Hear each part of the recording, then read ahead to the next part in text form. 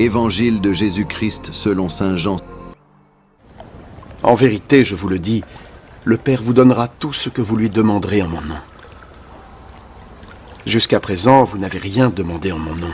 Demandez et vous recevrez, afin que votre bonheur soit complet.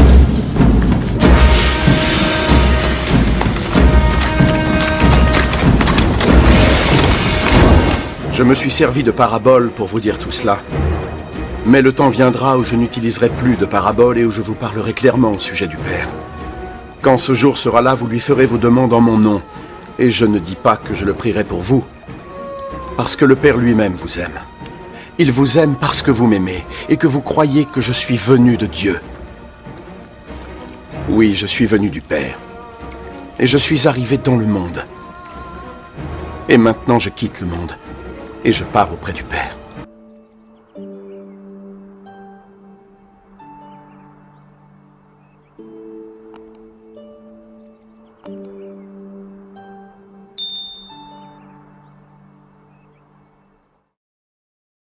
Frères et sœurs, dans cet évangile de Jean ce matin, nous entendons cette invitation de Jésus. Ce que vous demanderez au Père en mon nom, il vous l'accordera.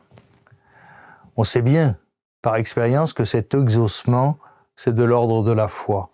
Combien de prières, de demandes ont été déçues, combien de prières n'ont pas connu de suite.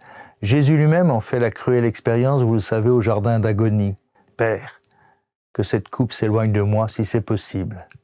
Alors si la prière était autre chose qu'un simple négoce ou qu'une litanie de doléances, s'il était au fond se laisser porter par cette ouverture que le Christ a réalisée par sa venue, par son ascension auprès du Père, si elle était une manière d'entrer dans un échange avec l'invisible, une forme d'adoration, pénétrer le mystère de Dieu, entrer dans le monde du divin à la suite de notre Seigneur Jésus.